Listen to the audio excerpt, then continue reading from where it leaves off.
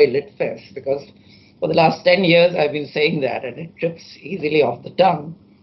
We've been associated with the Tata Group in putting Mumbai's Literature Festival, which is now regarded as one of the world's best.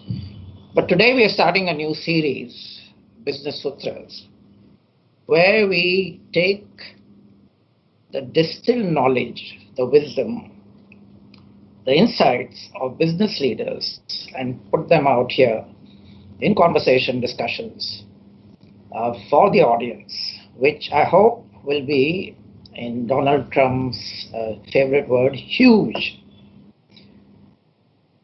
So here we are, and who better to launch it with than Sunil Kant Munjal, the founder, promoter of the Hero Group, who has just written a book called The Making of Hero, which I had the pleasure of reading, and it's something I recommend to all of you.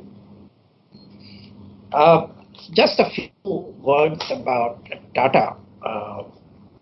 The business papers describe it as, what do they say, salt to software.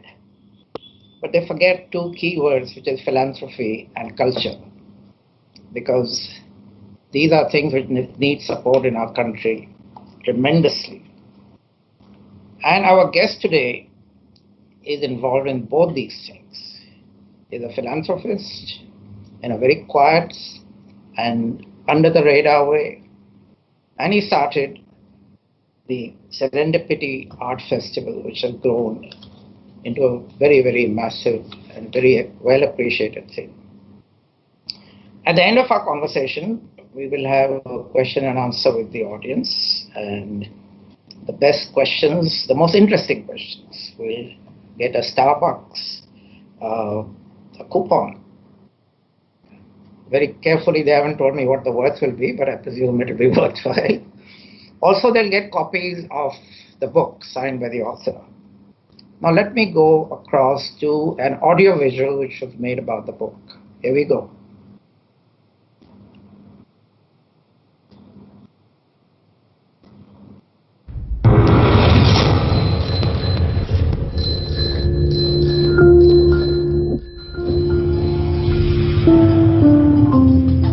Bylanes of Kamakhya, and the rugged landscapes of Quetta, they escaped to India with little more than the shirts on their backs.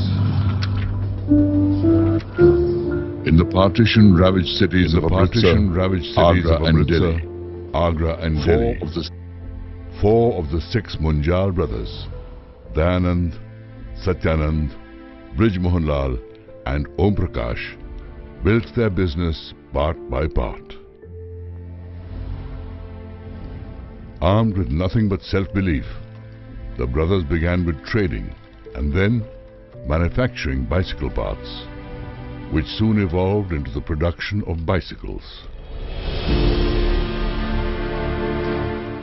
For post-independence India, the Hero bicycle gave wings to the aspirations of the common man.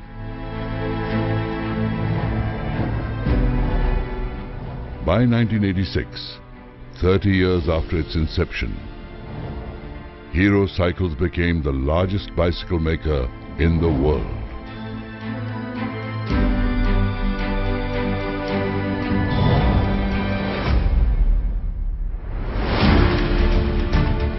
In the next 15 years, the motorcycle venture, Hero Honda, repeated the feat, and both pole positions are held firmly even today.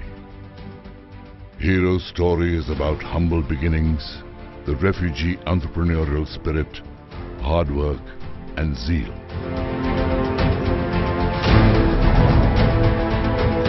It looks at how four brothers with little formal education created a world-class enterprise. This is the incredible tale of a principle-driven organization that created exceptional value for a society that desperately needed transportation. How did four brothers with distinct personalities work like a cohesive unit and build a manufacturing behemoth? How did they synchronize their strengths? how did they resolve their differences, if any?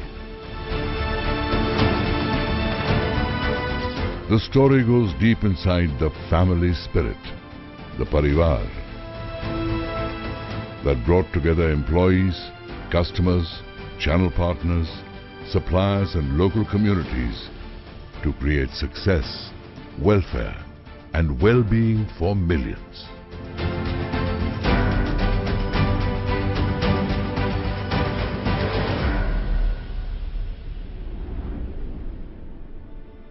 This is the making of Hero.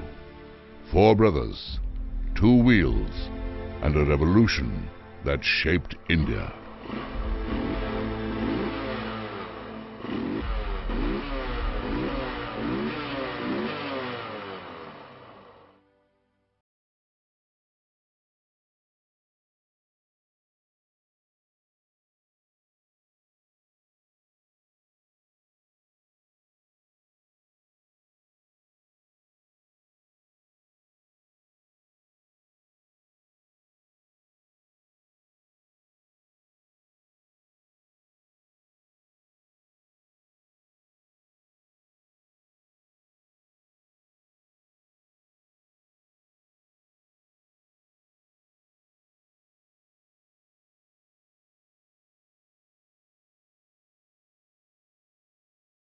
Physical but not social distancing.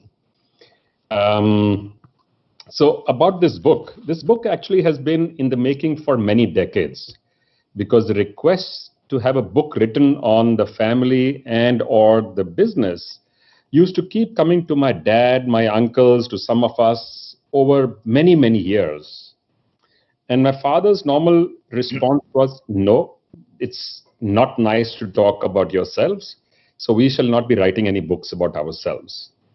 It was a request which just came an unbelievable number of times from authors, from economists, from business leaders and business historians, and many, many people of that ilk. And finally, he agreed when he was already over 90. And he agreed only because he was told repeatedly, it's not for you. This is something that others can learn from. Especially young people need to see the experiences and the stories and real life experiences for people like you who have lived this almost adventurous life. When we agreed, we put the team to write the book, which was then busy. And they said, give us a bit of time. We're doing another project and we will come back in a while. Unfortunately, by the time they finished their other project and came back, it was too late. We actually lost him. But the request for the book still continued to come.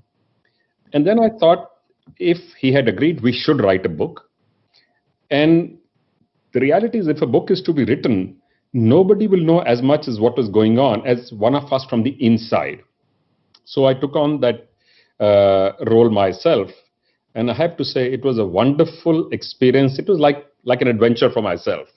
Many things I knew, and some I researched, because the story starts much before I was born. It starts in the 1930s and carries on all the way into this century, post the millennia, when the 3 of the 4 brothers were actively engaged in the business. So it is a story about a family, a company, a country, and these are the kind of concentric circles that have been woven in multiple strands of the book itself. Right, wonderful. Mr. Munjal, I was, when I was reading the book, Sunil is easier.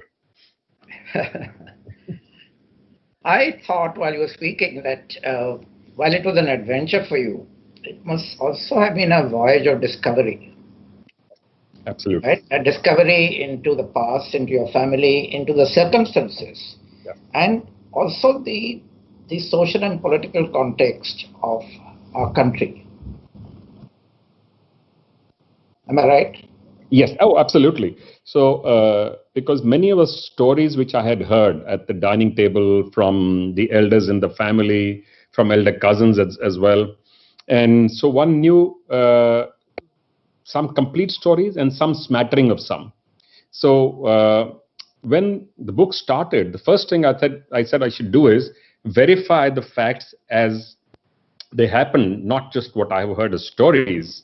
So it was actually a very emotional experience, I have to say that. Because fortunately, my mother was able to share lots of stuff. I went and spoke and spent quite a bit of time with her, with my elder cousins, with some senior executives in the company, some friends of my fathers and uncles who had been senior bureaucrats, politicians, business leaders, and then we did actual research in India's history as to what happened both pre-independence and the very painful experience of the bloodiest migration that mankind has ever seen on this planet, which was India's partition between India and Pakistan. And because the family was happened to be in a place which became a foreign country for them, they had to migrate with millions of others. And I actually tried to weave all of that in to make the context real for the readers to understand the challenge and the depth of the disparity that was taking place at that point in time, and how just grit and determination, not much more, is what these brothers had to build on, and just the dream to provide for the family. Right. It's quite incredible now looking at where the Hero Group is, the world's biggest cycle manufacturer, the biggest manufacturer in the world of two-wheelers. It's an amazing, amazing story, especially when you go back and see where you started, where your father and his brothers were actually repairing punctures of bicycle tires, when it was an achievement to get a monthly salary. Most of them are on daily wages. And that is a kind of thing which is unimaginable today, that, from that kind of start, where you have reached. When you were talking to all your family members and other people, did your attitudes change to them? Attitudes to them change? You were always respectful, but maybe you had even more respect for what they did. Absolutely. Actually, when you and since you have read the book, you would know this. When you look at some of the experiences that they went through, some of the tragedies and the challenges that they faced, they were in Quetta when the earthquake took place. One of my uncles actually got buried under the rubble of a wall, and he, permanently damaged his back. So while he was walking, but he was always walk with a stoop, and he had many, many limitations. They started a business, went bankrupt. They started another factory in Bahadurgarh, which got flooded. So they went through challenges of the kind which are even hard to imagine. But to come through each time, to stand up and say, I'm not going to give up, but I will just carry on, and also not be bitter about anything that happened. I think that was a wonderful lesson for me to see, and the humility that all of them expressed towards all the people that they came in contact with, despite the success they had achieved, and the way people looked at them.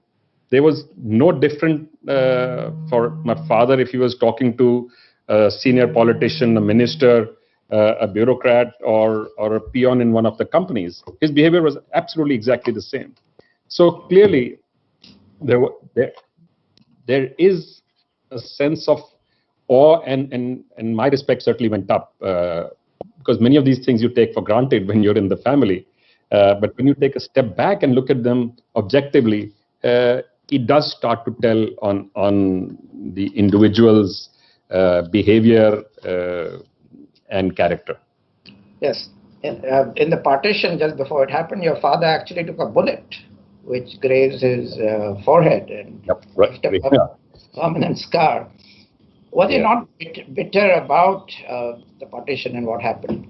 Did that bitterness leave them, or did they always harbor feelings? I can tell you two interesting stories. I got a chance about 15 years ago to do some track to diplomacy between India and Pakistan. So I thought it would be a good idea to talk to my father. And I went to him, I said, I have this unique opportunity. What do you think I should do? I think it was more than 15 years ago now. I thought his response would be, you must not do it, don't help them, it's not a good idea. Yeah. His response was quite amazing. He said, you must do it.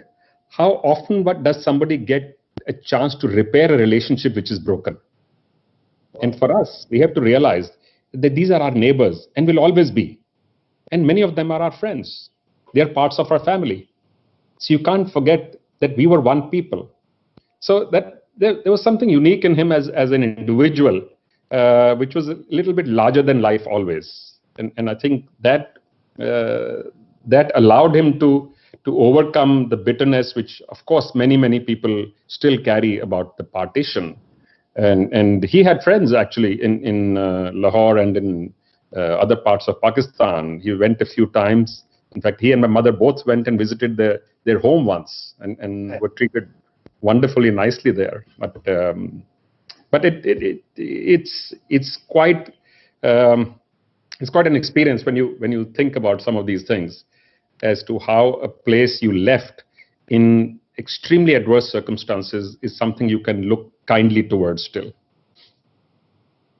And talking of the four brothers, it's quite amazing that they stayed together, they worked together. I love that story about the wash basins. Can you recount that, please? Yeah. So the home that we had was the one, by the way, which was given to us by the government to refugees when they migrated and came to different parts of India. So this was our home in Ludhiana. My uncle and my father had twin homes. It was like there was no wall in between. So we had a common courtyard, common veranda, and each side of the veranda they had a wash basin on which either one would shave every morning, facing away from each other, looking at the mirrors. But that was also a conversation about the day's plan at work while they were shaving. So a lot of our learning almost came through osmosis, listening to them in the morning, talking to themselves, amongst themselves about what happened yesterday, what we need to do today, other issues, social, political, etc., was a constant conversation. But it was also a serious business decision-making conversation. So it was quite an interesting and unusual experience. Yes. How old were you when they started off in India, in Punjab? Were you... do you have memories of that? So at the start, no, because it started when I was born, actually, the same year. 1956 is when Hero Cycles started. I was born in 1957. Yeah. And in my younger days, of course, so one of the favorite outings many of us used to have was to go and visit the factories. And in the family, many of us got a chance when we were old enough to actually train and in the factories on the shop floors. So I have many memories from there, having worked with many of the people who subsequently became very senior executives in the companies. I remember one where I worked under a gentleman called Bhagatji. He was probably the first employee who started with my uncle and my uncles and my father. And he's the most ramrod straight individual I have ever encountered in my life. He used to carry 2 pens in his pocket. And I asked him, why do you have 2 pens? He's saying, one is the pen the company has given me, and one is my own personal pen. If I have a personal thing to write, and he used to have 2 pads as well. If I have something personal to write, I will use my pen, which I bought myself on my own pad. If it's official work, I will use the company's. My goodness. There were some absolutely wonderful experiences from those days. And there are, of course, as I've said in the start of the book, there are over 1,000 stories which are not in the book because the book had to get limited to some extent. Right. Now, your parents and the brothers didn't have any formal education at all, right? But my brothers did, but my parents, my father and his brothers did not. Yeah, but you were sent to the proper schools, and so they didn't think that you should learn on the shop floor. They felt you should have proper education. So every generation in our family has actually evolved in that sense to a different level of exposure on formal education. Certainly, my father and his brothers, they never completed university education. And in our generation, many of us went to good quality schools and universities, etc. I had the good fortune to go to Doon School, and our kids went to the best schools and the best universities in the world. So we were tempted each time, as there is more awareness, more resources, more reach, to offer a better choice to the members of the family to expose themselves. In fact, I had a responsibility, it was informal, in the entire family to look at the induction of the next generation, starting from their education, their exposure, and if they wanted to come into and join our family business, we would actually tell them that please go out and work somewhere else. Demonstrate to us that you understand, you have a work ethic, you understand what culture is required, what responsiveness is required. And once you've done that, then you can come back and start at the bottom in our system. But you know, the initial success of the Hero Group, when you have these brothers working to set it up without any formal education, and yet they had the most innovative kind of systems put in place, so that they become kind of subjects of study by management schools today. Now, what do you ascribe that to? It's some kind of wisdom which has come from the gods, or what? How did that happen? I think, when you think about it, on the one hand, it defies your imagination how these practices, which were put in place 60 or 70 years ago, are today considered the most contemporary management and governance practices in the world. Literally. When corporate governance started getting rated, we were amongst the first companies in India to get rated, and we got the highest rating. But the practices are not changed right from the beginning. The one simple explanation is they based everything on common sense and good intent and high level of integrity. It's another matter that common sense itself is not very common in the world, unfortunately, as you know. We tend to make things more complex than they need to be. They kept things very simple, very open, and always communicated what they felt was the right thing to do. And one of the things that they did, and which many of us have followed, is to tell everybody in the companies. Because as the companies grew, there were obviously more and more professionals in the teams who were making decisions every day. We have been telling professionals now for a long time, of course, that whenever you have to make a decision, put your hand on your heart, and whatever voice you hear, make that as your decision. So don't do only the right thing, the legal thing, you also have to do the ethical thing. That's important. And if the decision goes against you, we will back you up completely. A mistake is absolutely fine to make. Only don't repeat a mistake, and certainly nothing should be done with malintent, because that is not acceptable. Ethical issues and integrity issues are something that we have zero tolerance for. And this is a practice which started early. So I think when you make that as a founding principle, other things kind of tend to fall into place. So practices today of having board meetings on private companies, we've been doing it forever. Having independent board members on private companies, we've always had them. Arm's length pricing, related party transaction. We've had so many companies in the group. We had a buying and selling relationship, but all of them operated in the sense as if they were, in fact, they used to be sometimes the toughest negotiators with each other, because each one wanted the best for his or her enterprise that they were responsible for. And that allowed the companies to do what was best for themselves and do the right thing. And frankly, that's what governance is about. Right. So is that an argument against business schools? So there was a time, I have to tell you, this is an interesting thing that happened with us. There was a time we said we will not actively hire only from business school. We will certainly not hire the toppers from business schools.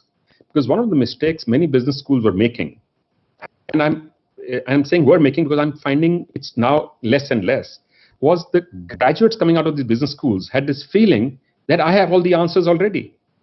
So they would come and point a finger at people and tell them, I will tell you what to do. And that, I think, was a big mistake. They get cocky. Yeah, they get cocky. And that's when you make mistakes. And then when you're not open to learning. So we run many educational institutions ourselves. I chair a whole bunch of them, both schools and colleges and universities. So one thing we tell people, in fact, we do this in the induction when parents are there, is we are not going to give you any answers. We are going to help you learn the ability to ask the right questions and then make up your mind as to what is the right answer for yourself. And your truth may be different from mine, and which is fine too. For each of us to have a different point of view is absolutely okay. Yes, but what if that young man has an idea which is different from yours, but you think is better? So that's the one thing we have encouraged in our companies, Anil, for a very long time, because we figured out a long time ago that none of us has a monopoly on good ideas. It can come from anywhere, anytime. So there are 2 or 3 things we did. One was encourage anybody from our company who goes out, salespeople, purchase people, etc., to bring back any good idea of anyone who's doing anything better than us. Not only competition, by the way, anyone doing anything better than us. Somebody's stacking goods better than us. Somebody's writing an invoice better than us. We want to know so we can learn from that, not just replicate, but try and do better. Second thing we ask for is any criticism about anything that we are doing so that you can actually improve. Because normally what happens in companies very often is exactly the reverse. When somebody comes back, the sales guy is saying, oh, people are saying such wonderful things about us, and this competition guys, their stuff is really crappy. And you say, okay, that's very nice, but how does it help me to improve? The second thing we did was, we said, encourage people within the companies to experiment and try new things all the time.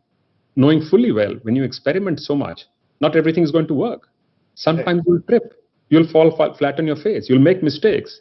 So on town halls, what we used to do was call up people who had done something special, recognize them in the same town hall, call up the people who had tried but failed.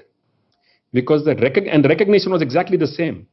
Because the recognition was for trying. It was not for the outcome.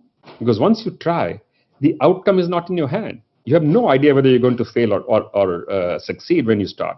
So that was very helpful. And that encouraged people to contribute more, to look at this as if this is their work. They're contributing to their own company and their own business. Very much in the style of the Tata Group, incidentally. There are many similarities in the culture in these 2 organizations.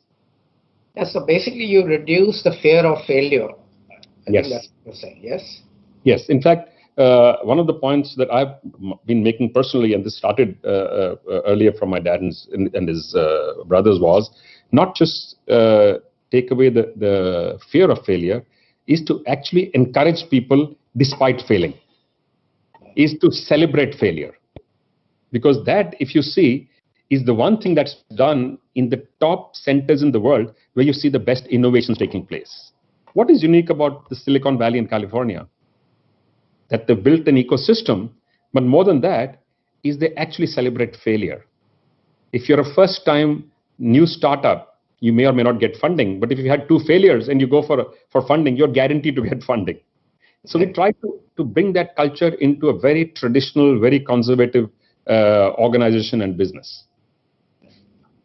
Now, one thing that struck me was Munjal, your father, was very, very ahead of his time. And I think the word visionary, which is often very loosely used, but I think it can be rightly used for him. For example, you describe his trip to Germany when he went for the first time. And everyone discouraged him, saying, why you... No one had even traveled by plane at that time.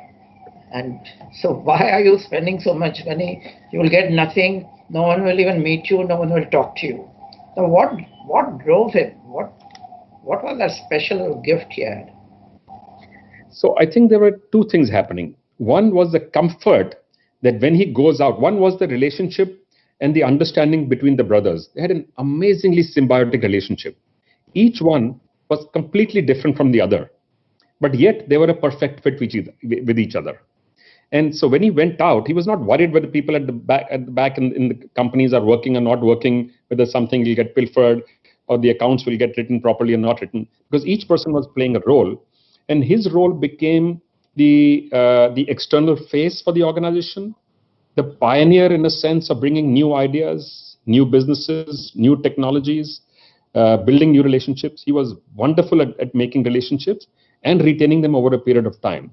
So it's actually a combination of these things. So maybe visionary is the right word. I don't know what's the perfect word to use, because he was a very human individual. He was very approachable by anybody. He he did not behave as if he was a big business leader or a celebrity of that nature at all, ever, by the way. I've written in the book, in fact, at home, at a meal, if the chap at home was bringing a chapati, each time he would bring a chapati. And every time he would say, "Thank you, beta." Every single time to anybody who did anything for him. When he was leaving the office, he would carry his own briefcase. If anybody put his hand forward, he's saying, "Why would you take it from me? Right. It's just a briefcase. I'll take it myself." So there were some of these qualities which were very human. At the same time, there was this desire to excel all the time, to do well in everything all the time. And it is not something which happened now and then. So if it was equipment, he would say, "We will only get the best." And not only will we get the best, we will then create our own equipment because he had a machine to making shop inside. And our machine will be better than what we brought from Germany or Switzerland or France or any other place. And that, I think, was also a big booster to productivity, cost management, to constant growth that took place in the companies in the early days, and then became second nature as it carried on. Right. I also like that story about his brother who's doing the marketing. I was trying to save money by traveling third class and staying in the cheapest hotel near the station. When he discovered that, to his horror, he gave orders that should change. So he wasn't like a Scrooge wanting to save money. He wanted the best, right? Never one. Actually, in fact, it is quite the opposite. So, in fact, my uncle did not only stay at the hotels, he actually would sleep at the platform in the railway station. That's why my dad got very upset. He said, "This is not on. We may not be very rich, but we are not poor. We have enough for you to go and sleep in a comfortable hotel and then go fresh and go and work. And also, it's about your persona, your prestige, your position with your customers and your suppliers. So, and please do take care of yourself, your safety, your health." And that's something he always insisted on. That whatever, as the companies earned more and more, we actually kept investing in the companies. We didn't build large homes, by the way. But the quality of life was very comfortable. Everything that you needed was available. And again, he would insist, if you're going to do something, do it well, or don't do it. Right. That collaboration with Honda of Japan, that story is quite fascinating because getting used to Japanese culture, which was so different from what they were used to, the punctuality and so on. But when finally the collaboration was about to happen, your father became very tough because Honda must have been surprised because they felt they were doing a favor or dealing with a junior partner, and suddenly he was making demands. So that shows a kind of self-belief and confidence. Yeah. Am I right? Yeah. So, which is what Honda said to us later on, that initially, because as you know, when Honda this possibility of a partnership opened, many companies applied from India. There were, I'm told, 140 companies that applied, and there were 20 companies with Honda was discussing for a 2-year period, making lots of visits, making lots of notes, etc. And in the very typical Japanese style, in those days there were no smart devices. So it would come with diaries and cameras and make notes over and over again. So at the end of it, when they picked our company, of the 20 companies that they had in the list, we were certainly the smallest one at that point in time of those 20. So these are all large companies, including the Tatas, incidentally, the Thappers, the Bajajes. So many giant companies in India had interest because Honda, even at that point in time, was a leader in the industry. So we actually asked them why they picked our company. They said, because we said we were not the largest company. They said we were not looking at the size of the company. We were looking at the potential and the behavior and the culture of the organization. That is what drove us. And even when you people, and they were referring to what you said about my dad was asking for certain things. Even when you started negotiating with us close to the closing, we saw that you were doing something which was good for the joint venture. Not only good for you as a company or as a family, but for the joint venture. And that's one of the things we carried all the way through, by the way. As you may be aware, there was an article in one of the big global consulting firms some years back which said Hero Honda is probably the longest running, large, successful Japanese joint venture in the world. And then they added another line, and it's not thanks to the Japanese partner. So which talked of the culture and behavior of being open and being supportive of the partnership. So what we had said we would do, because as you can imagine, in 27, 28 years of relationship, there were many ups and downs. Many times the point of view or perspective was different. The question that we used to say should be answered is not what is good for Honda or for Hero, but what is good for Hero Honda. If we can decide that, then it's an automatic answer to what we should do. And while they were not always happy, but they eventually had no argument against that, because you can't argue against something you both created together, that if you're doing it in the interest of that, it's fine. So, and we kept it open why we were asking for certain changes or certain things. It was always asking for more fuel efficiency. That was yes. More fuel efficiency, what he felt would be more suited for Indian customers, consumers. They wanted to give a ready standard product which they already have. They were selling in Southeast Asia. And they said, this is what you should take. He said, no, I want something which is, because India is a population, the middle class is just growing. People are just about earning and saving. We need to give them a good deal. They should get a vehicle where they get 100 kilometers a liter. And please remember, in those days, what you used to get was 10, 15, 20 kilometers a liter. Not the numbers that we got subsequently. Of course, we did not get 100, but in test, the motorcycle that was sent to ARAI got 94 kilometers a liter in trials. But we chose not to advertise that, interestingly, by the way. That's the other thing I should mention, was his approach was always under-promise and over-deliver. That is also a part of your integrity, that you will always deliver what you commit. So when the certificate came for 94 kilometers a liter, the marketing team, sales and operation team was super excited. They said, this is what we should put out in the ad. He said, absolutely no, nothing doing. You will put out 70 kilometers. So what happened was 94 to 70. Yes. So imagine what happened. Because 94, please remember, was under ideal conditions. Yes. It is impossible to get 94 for you and me if we use a motorcycle ourselves. Or I'm talking about that product now. Yeah. And when people drove the motorcycle, they got 80, 85, 86, 78. And the ad was saying 70. Just imagine the thrill people had. This company promising 70 and giving us 80 or 85 kilometers. If you had written 94 and got 84, people would say, you're trying to cheat me. Yeah. Amazing. The other thing that struck me was that you had very, very direct competition with people like Bajaj. You were in the same field. Yep. Yet, Mr. Rahul Bajaj says, this is my guru. And the relationships have been cordial right through, in spite of what I imagine would be cutthroat competition. Yep. Now, again, how was that achieved? Was that very deliberate, or was it a natural kind of thing which was part of your DNA?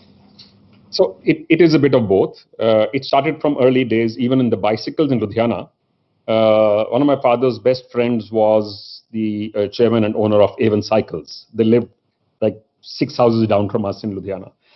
And in Ludhiana, they were our biggest competition. So they had an unwritten understanding that I will not poach your people, we will not harass each other in the market, but we will compete. We'll compete fiercely and openly. And the same thing happened with Bajaj, and by the way, also with the TI group, also with the TVS family. All of them are actually wonderful friends of ours going down generations. We know 3 generations or 2 generations, in some family actually 4 generations now. And part of it, I think, was my father's DNA and also my uncle's. My eldest uncle was like our spiritual guide. He could make friends with anybody. And my youngest uncle, and incidentally, as you probably read in the book, the 4th brother passed away very early, 1968. So it was 3 of them who carried on for many decades together. Unfortunately, when we lost them, we lost all 3 of them within 1 year. So people said this also reflected on the kind of relationship they had with each other. And so they were almost like one person in a way. Absolutely, and a very complete person when you put them together. Yeah. So this was an effort also made, and he would also tell us that these may be competition of yours in the marketplace, but they're not your enemies. If you make them your friends, and they should be your friends, by the way, because you have a common interest to serve the nation and the market. That is a common interest. So let's keep a good relationship. And for him, it was very natural. And in some sense, we've inherited the same.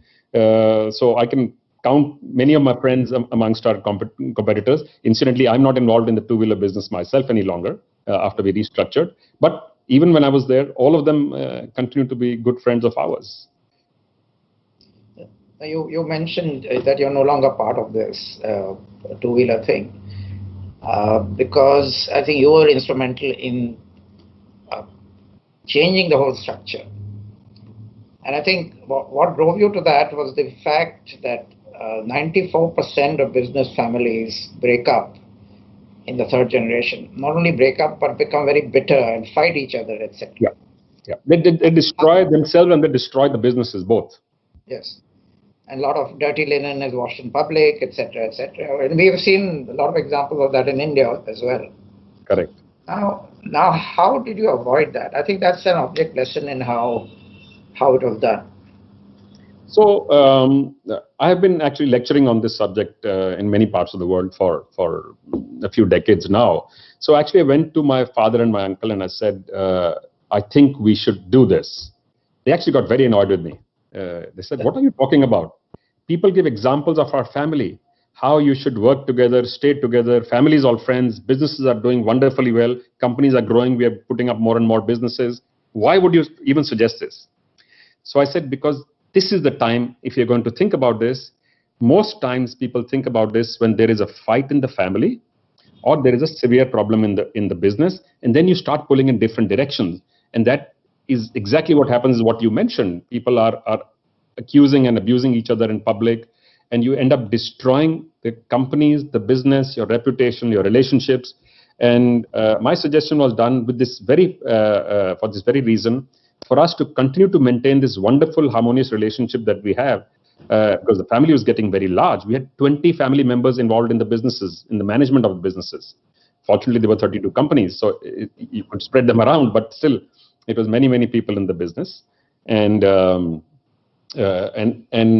I think the companies will do better. You'll release more entrepreneurial energy because the youngsters are coming in with very high quality education and exposure as well. So initially, after getting upset, after thinking for a couple of weeks or a few weeks, they actually called me back and they said, are you sure this is what the likely outcome, this is what the outcome would be? I said, I can tell you, the likely outcome in all probability will be this. I can't give you a written guarantee, but I can almost assure you this will happen. And today I can tell you the sum of the parts is much bigger than the whole that we had at that time. Many companies have gone on to grow, to set up joint ventures, to acquire other companies, to build businesses in India and globally, new technologies, new operations. And for any family event, the entire family still gets together. In December last year, we had my mother's 90th birthday. And we had 350 people there, only family, not one other person from outside, only family. Well, one thing is for sure, you can't fit them into. True. So I did get calls, by the way, from many business schools and business consultants to talk to them about the restructuring after we completed it. And they said exactly what you said, that this is one of the quietest and the more dignified ones that has been done in the country. The first time people heard about this was when we made a public announcement ourselves. And we also made the public announcement because we had 5 listed companies and we had many customers, many suppliers who had to be informed. Otherwise, we may not even have had the public announcement. The one thing that comes through the book, that right from the beginning, spirituality was very important, and the Arya Samaj played, I think, a very, very vital role. Has that percolated down to the new generation? So again, it's almost, as you said, it's part of the genetic code. So the family was religious in the sense not of running to temples, etc., but in terms of values, in terms of philosophy, in terms of behavior. My grandmother used to go every morning I think at 4:30 or 5, and go and sweep the Gurdwara floor close to our home. She was not a Sikh, by the way, but this was her way of doing seva. And in every meal, before she started a meal, she would take off a little bit of the chapati and leave it out for the birds or the dogs outside to eat as a serving to humanity and to all beings. So these are things we saw early on. And obviously my father and his brothers, and they all grew up with this. So we saw this behavior in them coming, because Arya Samaj, as you know, is not actually a religion. It was a reformist movement. Yes. Against blind faith, against injustice to women, against the caste system, against all of these what were considered unfair practices in going on in many parts of India and in our faiths. So it was actually a very open platform, which allows you to almost define what is the right thing. It allows you to figure out that while there is a lot of gray, there is also a lot of black and white in life. So you have to as you go forward, see the different colors and shades for yourselves, and make up your own mind as to which side of the line you want to stand on. And that philosophy went into the business itself, into how business decisions were made, which is what I think allowed us also to have many family members, many close friends as suppliers and customers, and still deal with them one-on-one without any bias for or against any of them. Can you teach this in a business school? So we are doing that. We've set up a university in my father's name. It's called the BML Munjal University. We have condensed a lot of this into the curriculum. So we had an interesting start. Imperial College is our academic partner, and we brought in many companies as industry partners. So large global companies like Shell, Cisco, Coca-Cola, IBM, KPMG, Siemens, our own companies, our partners. We got all of them together to design a curriculum based on the ancient Gurukul system. The most contemporary universities in the world, we looked at MIT, Chicago, Imperial, SMU, all the top-end institutions. We culled all the stuff, and then we customized it with this philosophy into what we called a 3I philosophy. So everything that we teach in the university is based on these three principles of innovation, of constant sense of inquiry for improvement, and how do you make a positive impact on society. This is an essential requirement of every course that the university runs. And I just got an email before walking into the session that we have just been rated number 34 by NIRF ranking, which has come in the country. And we are amongst the business school, we are the 5th amongst the private business schools, and we are only 5 years old. So it is a sense of satisfaction that obviously something we are doing is going right out there. Wonderful. Now, before I go to the audience for questions, you must say something about the Serendipity Arts Festival. What made you start it? And of course, I know it's very successful and huge. So I guess this again started from young age. We got exposed early on. Both my father and my uncle were very fond of inviting folks like Ravi Shankar came and performed in our home, Allah Rakha had come and performed in our home, Muhammad Rafi had come and performed in our home, Mahinder Kapoor. So many skilled individuals from different art forms had come and performed for us either in our companies or our homes. So that young exposure, and then I saw a lot of this in school where I went in. So I got exposed to art. I started collecting art when I was still in class, I think, 9 or class 9 in school. And that was with saved pocket money, which, by the way, is not a lot of pocket money in those days. But as we grew up, I looked around and saw that there's something missing. We used to live in Ludhiana in those days, first when we started.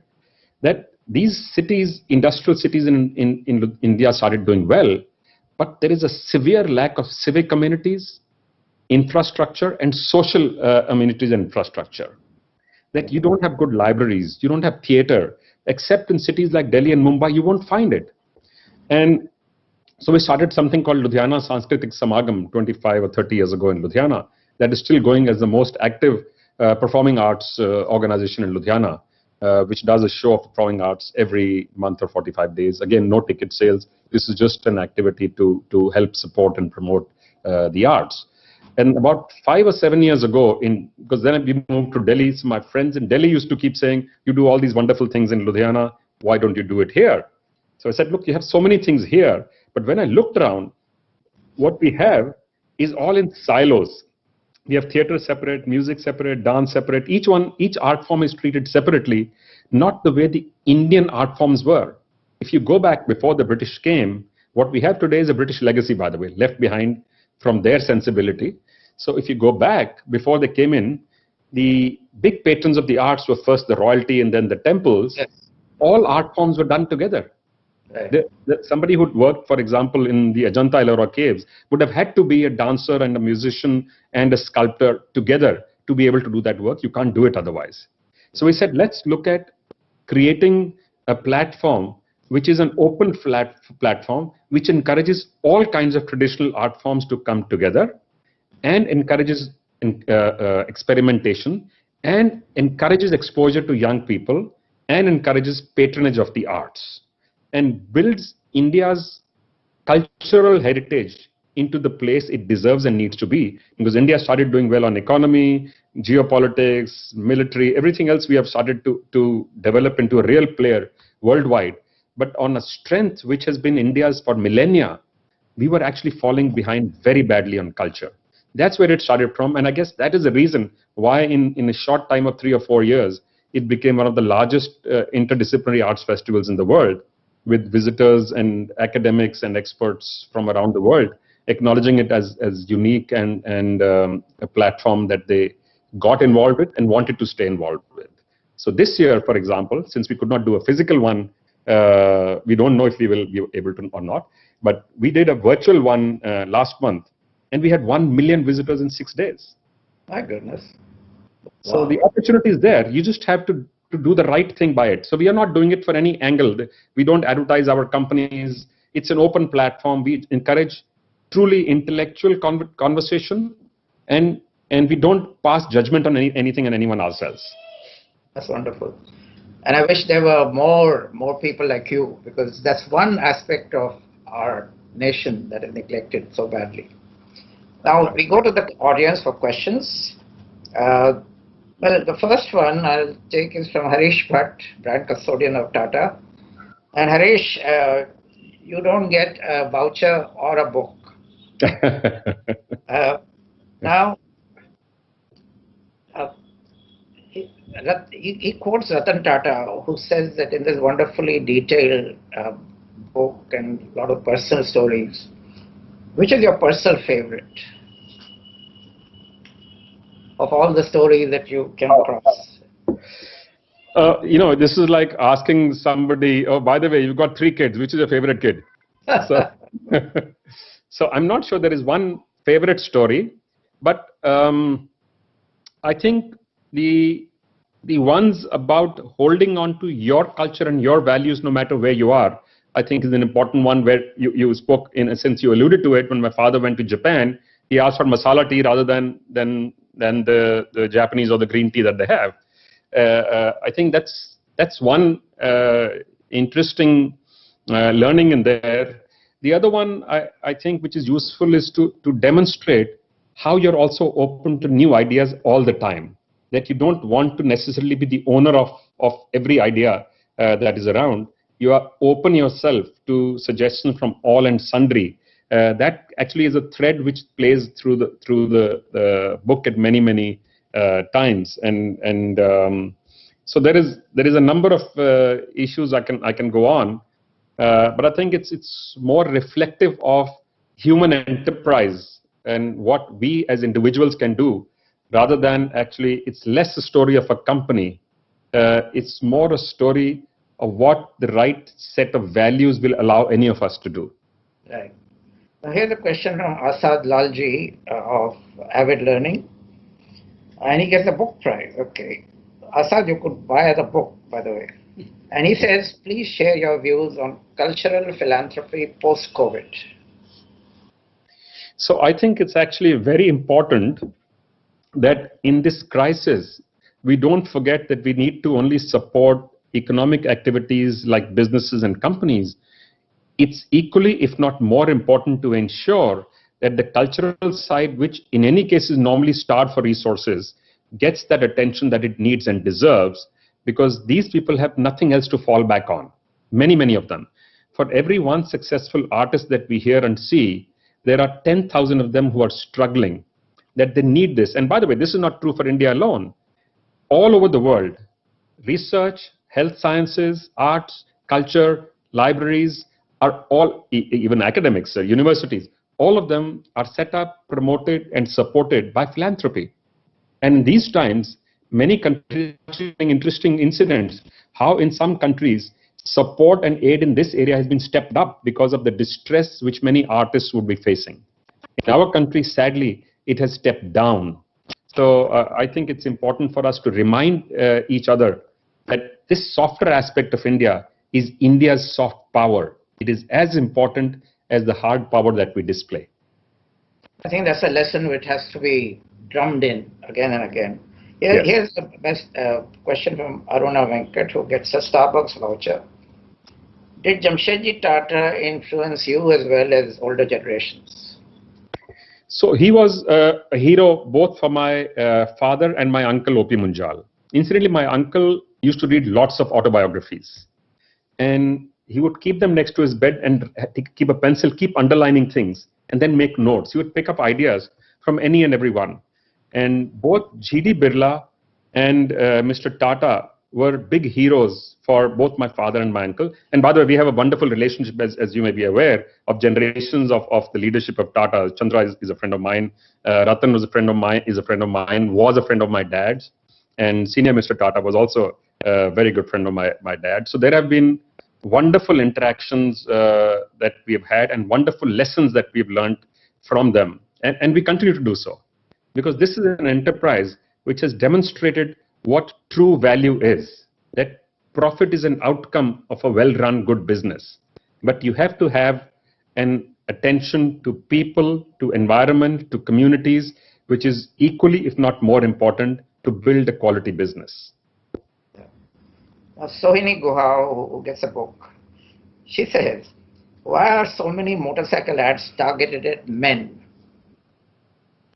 Do you see it including women at any time? So if you remember, some years ago, there was an ad which started off saying, why should boys have all the fun? Yeah. Priyanka Chopra, who was then recently emerged star, was our brand ambassador. And this was the very purpose saying, it's not only for boys. Girls demand and need and must and deserve as much attention as the boys should get. So we also set up showrooms which were called Just for Her. And this was also, the team and staff there were mostly women, and some of them have 100% women staff, including in the workshops, just to demonstrate that they can do anything that men and boys can do. And you're absolutely right, they are highly deserving. And I've actually said this many times, that this is part of India's failing, that the next set of growth for India in productivity, in value realization, in our empathy, in our growth in our businesses will come when we start inducting more and more of the smarter half of the population. Actually, it's a much smarter half. Sean Fernandez gets a book for this question.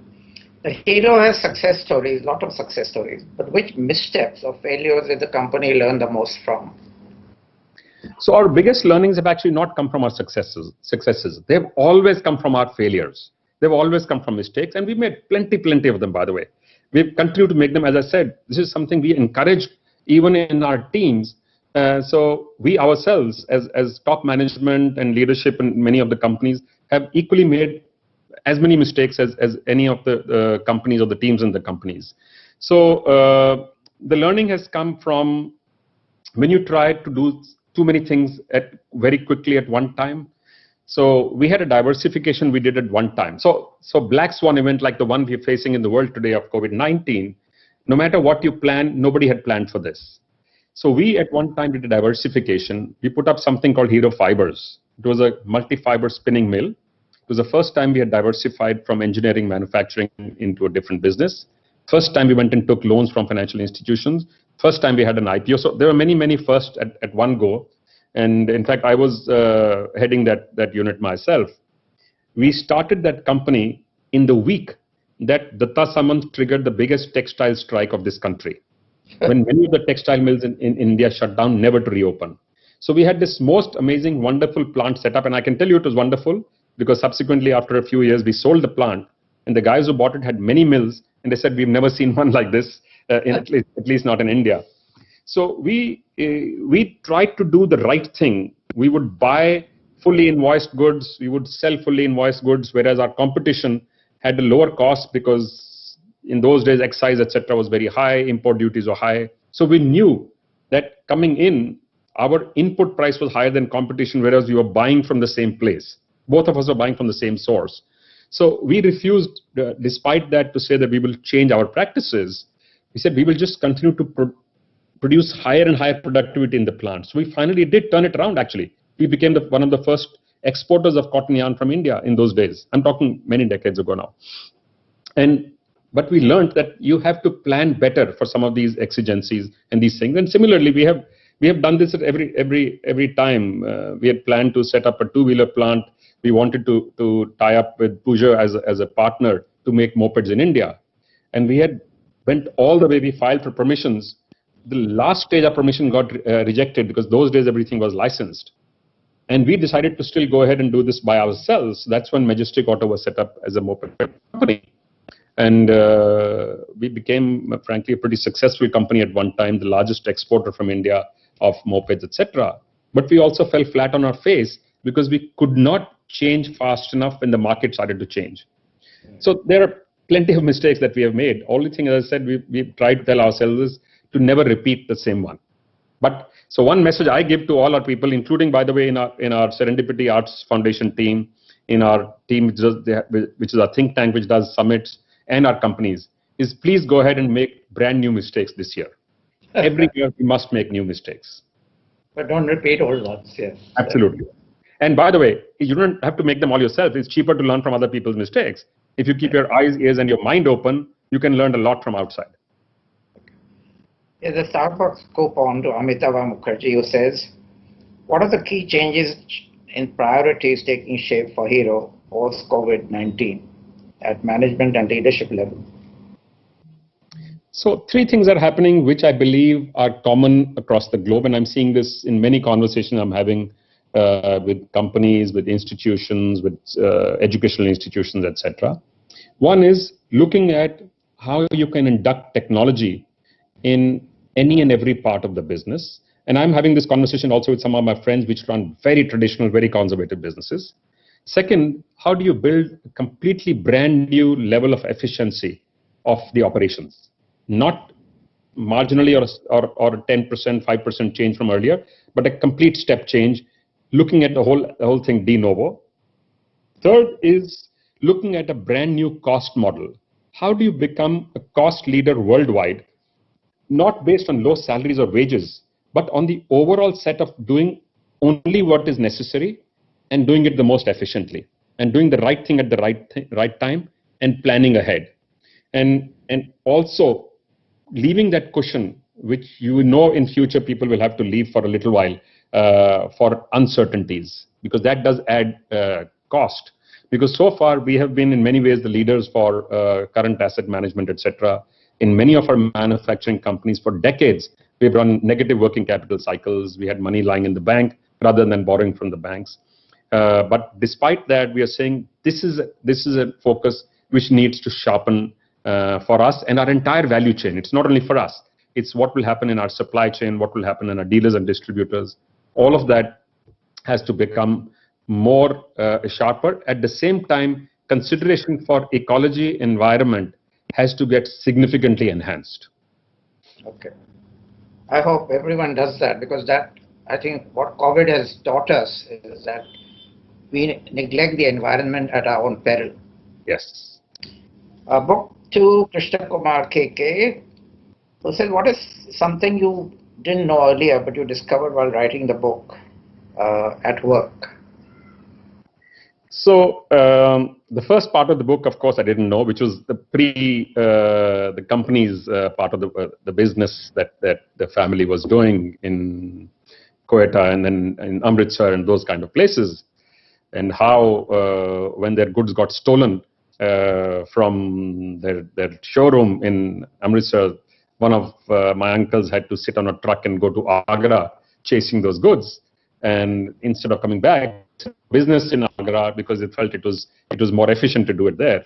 And then from there, of course, they moved subsequently to Delhi and then to Ludhiana, where they set up the final business.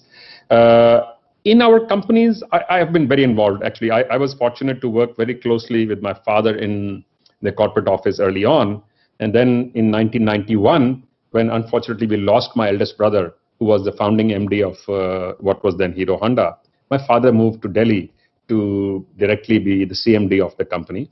So the corporate office from that point itself fell into my lap. So I was involved in all of the companies in some manner or the other, either in helping design their budgets or review operations or new projects and induction of talent. So that area I've been quite involved with. But what surprised me when I went out and did some more research was the amount of goodwill amongst people who had nothing to do with our companies that was there for my father and my uncles in government, in institutions, in companies. It was an absolutely amazing amount. And everybody felt that he was my special friend. And many of them related stories to me. Of course, not many of the stories are in the book. We also had done this a little bit earlier at my father's 90th birthday. We were wondering what to give him as a gift. So I approached many of our family members and his friends and just said that why don't you write a letter to him? But don't send the letter to him. You send it to me and we will compile it in a book and we'll publish that book and give him and to each person who writes a book. When those letters came, and there were hundreds of them, there were over 500 letters that came. They were from politicians and bureaucrats and journalists and family members and NGOs, some from farmers. So when we looked at those letters, it was unbelievable how personal so many of those letters were. What he had done for many people and never even told us and never acknowledged it even publicly. He never used to say anything when he did something for someone else. And that I thought was a unique thing, that you do things and you just forget them. And you do it because you want to do it, not for any other angle or any other reason. You do it for its own sake. Absolutely. Worry. Absolutely. Wonderful. And good to hear from TK, by the way. Here's a tricky question which gets a Starbucks coupon from Net Travels. If being ethically right is illegal in a given situation, what would you choose? So first, let me clarify when I'm talking about ethics and integrity. I'm not saying we are saints, by the way, but we have attempted to do the right thing always, all the time with all the people, because amongst the value system that we have espoused, one of them is fairness.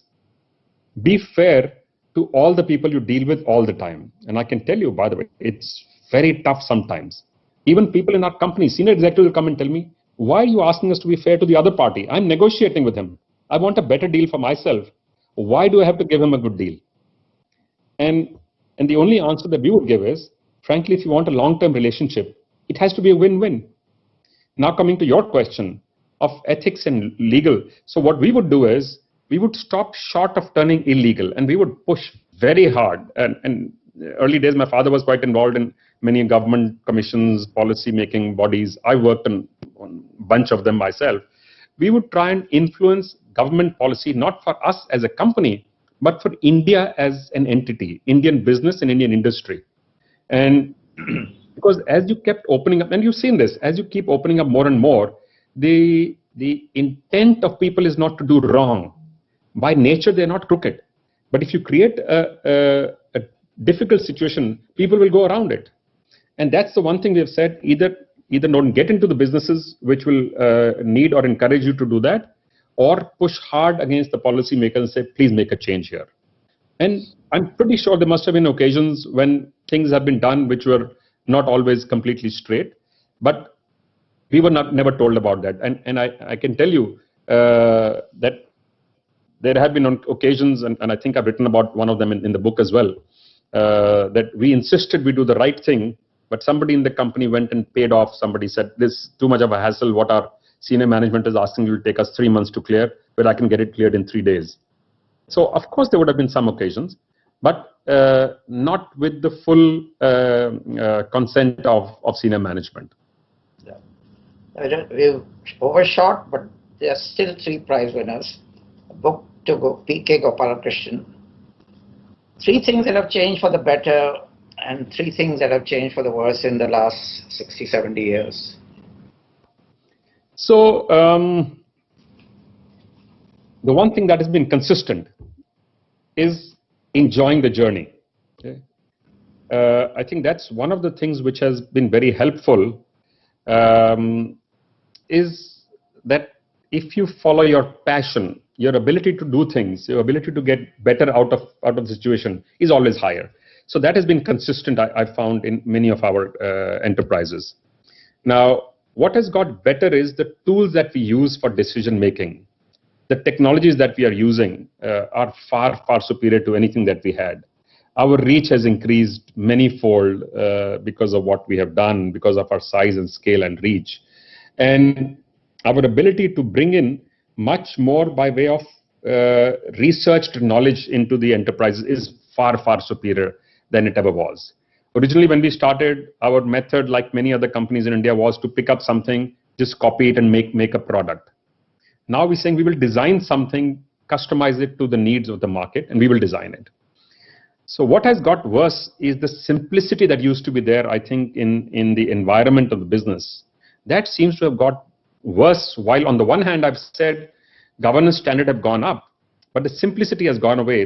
The ability to pick up the phone and call up anybody for a casual conversation today is a thing of the past. Everybody is formal. You need to fix a time. You can't just land up in somebody's home. So, and this is equally impactful at business as your life otherwise. And I think what has also got worse is that, and this is from expectations now, that we have not been able to enhance the requirement that we have of quality of education, skills and training.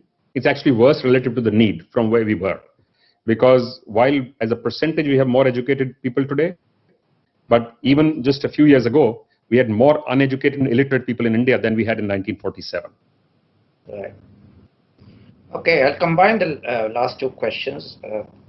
Rita Thapar for Starbucks and Hina Kriplani also Starbucks, because they're both about young people.